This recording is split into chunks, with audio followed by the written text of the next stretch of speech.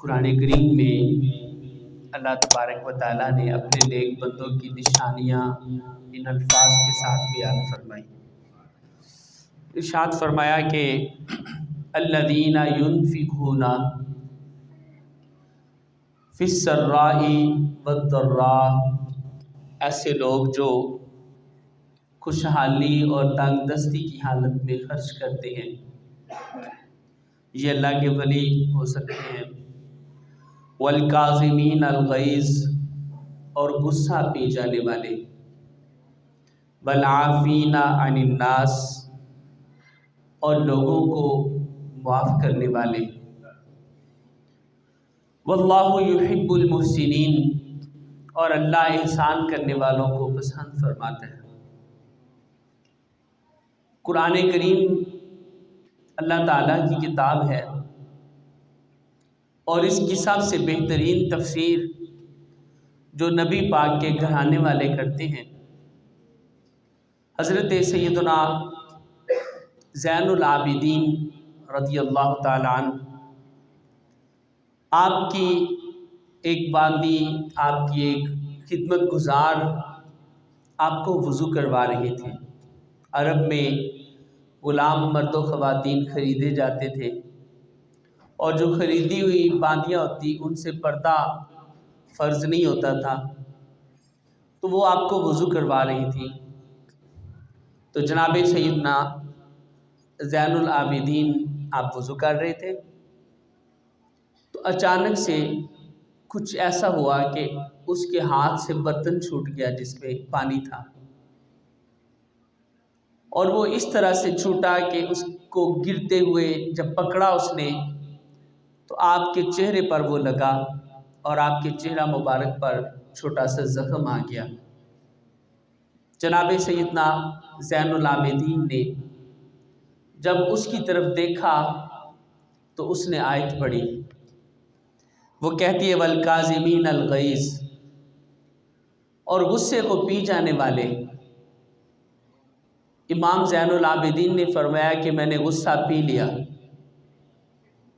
اب کیسا پیا، یہ بڑی حیران کن بات ہے۔ ہم کسی پر غصہ آئے اور اگر پی جائیں، پھر بھی کافی عرصہ ہم جواب نہیں دیتے، لیکن ہمارے اندر سے اس کے خلاف ابال اٹھتے رہتے، خاموش ہو جاتے ہیں۔ اب خاموش ہو جانا یہ غصہ پی جانے کے برابر نہیں ہے۔ آپ نے کسی پر غصہ نکالا نہیں، خاموش ہو گئے، یہ ٹھیک ہے کہ آپ نے اچھا کیا۔ خاموش ہونے سے بہت سارے مسائل جو ہیں ان سے جان چھوڑتی ہے، لیکن جس طرح حضور کی آل نے غصہ پی کے دکھایا، وہ ذرا واقعہ بڑا قابل غور اور سننے والا ہے۔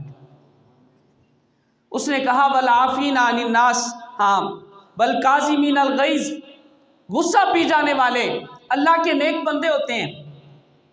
تو امام فرماتے ہیں کہ میں نے غصہ پی لیا۔ تو پھر اس نے پڑھا والعافین عن الناس، اور وہ لوگوں کو معاف بھی کر دیتے ہیں۔ اب امام زین العابدین نے فرمایا کہ میں نے معاف بھی کر دیا۔ آپ نے فرمایا اللہ تجھے معاف کرے۔ اب دو باتیں ہو گئی، تیسری بات بہت کڑوی تھی ہمارے معاشرے کے مطابق، لیکن ان کے لیے بہت سہل تھی، بہت آسان تھی۔ غصہ بھی پی لیا، معاف بھی کر دیا۔ اس نے پھر پڑھا واللہ یحب المحسنین، اور اللہ احسان کرنے والوں کو پسند فرماتا ہے۔ آپ نے یوں سر اٹھایا اور فرمایا جا تجھے آزاد کر دیا۔ اب غصہ اگر آیا اس پر تو اس کا حق یہ تھا کہ اسے سزا ملتی، یا آپ کچھ وقت ناراض رہتے، لیکن ایک لمحے غصہ آیا، اللہ کا فرمان سنا تو فوراً ختم کر دیا۔ دوسرے لمحے معافی مانگی اس نے، اللہ کا فرمان سنا تو معاف کر دیا، اور تیسرے لمحے اس نے کہا کہ اللہ احسان کرنے والوں کو پسند فرماتا ہے۔ تو ایک غلام کے لیے بہترین احسان یہ ہے کہ اسے آزاد کر دیا جائے، تو آپ نے فرمایا کہ میں نے تجھے آزاد کیا۔ اتنا جلدی اس آیت پر عمل کرنا کہ غصہ پی جانا، فوری طور پر معاف بھی کر دینا، اور فوری طور پر ہی اس پر احسان بھی کر دینا۔ یہ اللہ تبارک و تعالیٰ کے بندوں کا طریقہ ہے جو اللہ نے قرآن میں ذکر فرمایا۔ تو حضرات اسی وقت آج اسی موضوع پر گفتگو جو ہے وہ ہوگی۔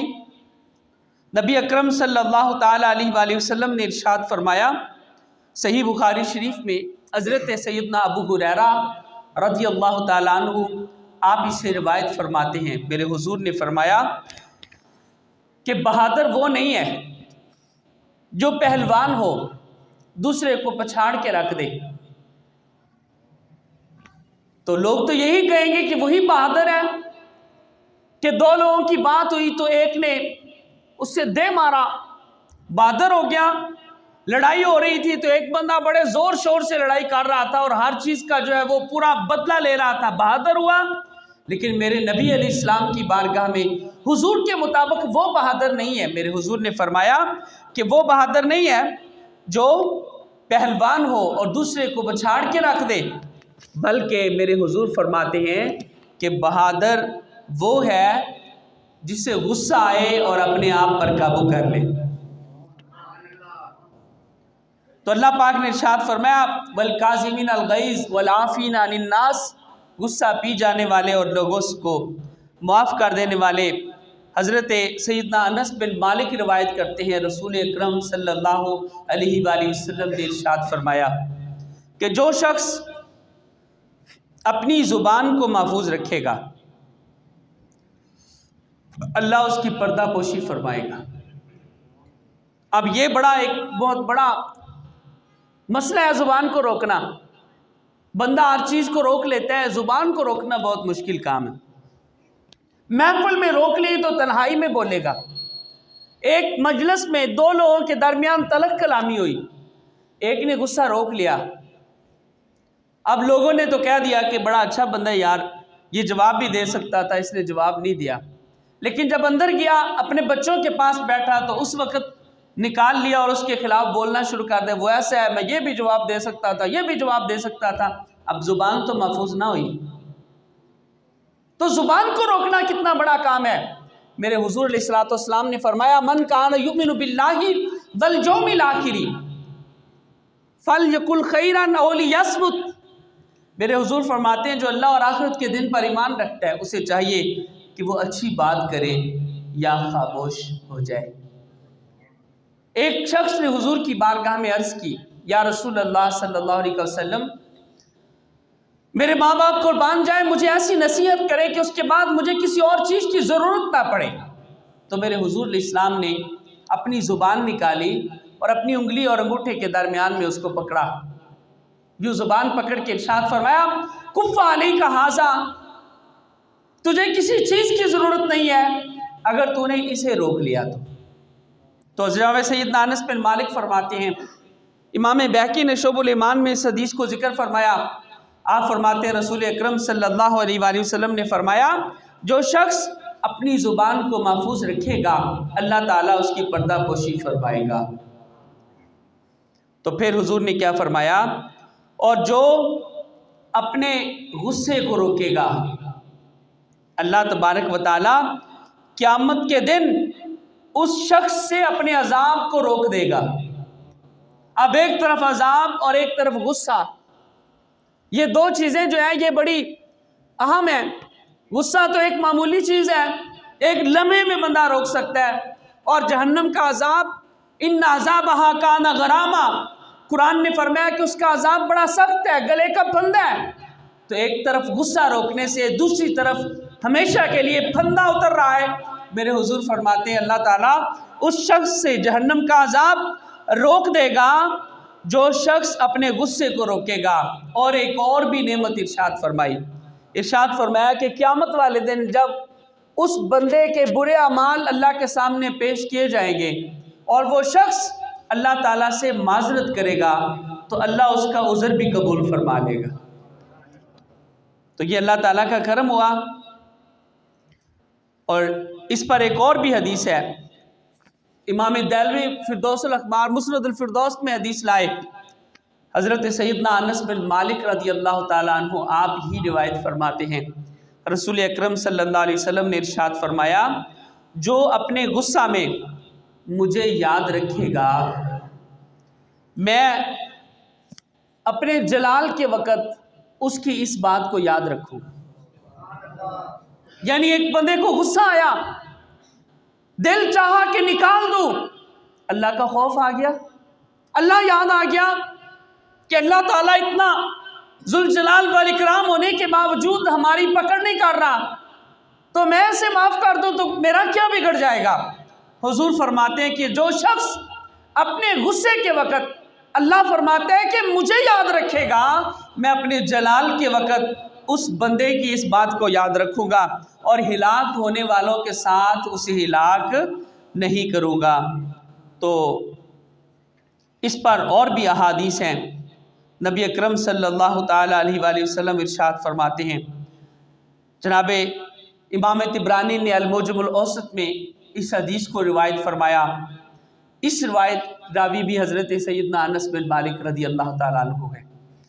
آپ فرماتے ہیں رسول اکرم صلی اللہ علیہ وسلم نے فرمایا کہ جب لوگ حساب کتاب کے لیے رکے ہوئے ہوں گے، لوگوں کو روکا ہوا ہوگا، ابھی حساب کتاب شروع ہونے والا ہوگا، ایک منادی اعلان کرے گا، جس کا اجر اللہ نے اپنے ذمہ کرم پر لیا ہے وہ اٹھے اور جنت میں چلا جائے۔